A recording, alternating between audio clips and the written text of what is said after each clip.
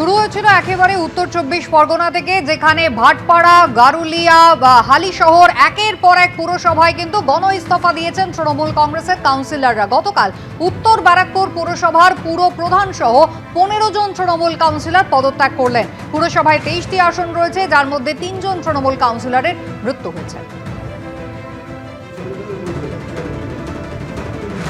After all জনমত বিরুদ্ধে গেছে, যখন ওভারঅল জনমত বিরুদ্ধে গেছে, ব্যাপক ম্যান্ডেট পেয়েছে যারা শাসক দলে গেছে, সেখানে আমরা ব্যক্তিগতভাবে মনে করি আমাদের আর চেয়ার আগলে থাকা উচিত না। এরপরে প্রত্যেককে সুযোগ দেওয়া উচিত।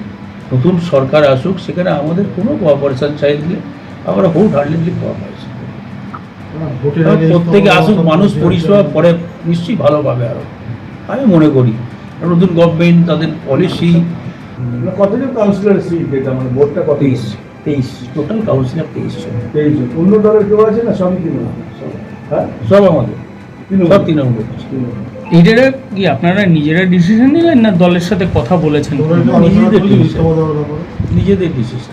যার আছে সবাইকে বলবো, আপনাদেরকে মানুষ প্রত্যাখ্যান করেছে, আপনারা পৌরসভা যেতে পারছেন না, যাচ্ছেন না।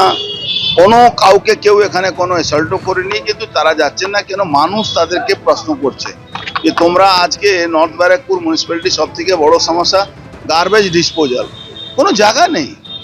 আজকে পরিষেবা পাচ্ছে না। হসপিটাল ছিল, বন্ধ হয়ে গেছে।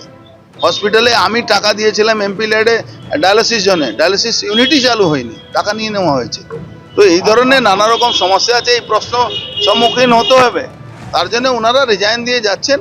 আমরা অ্যাডমিনিস্ট্রেটর বসিয়ে দেব ইমিডিয়েট। আমরা সিএম সাহেবকে বলেছি, মাননীয় মুখ্যমন্ত্রীকে অ্যাডমিনিস্ট্রেটর বসাবার জন্য, তাতে মানুষের পরিষেবাটা আমরা চালাতে পারি তাড়াতাড়ি।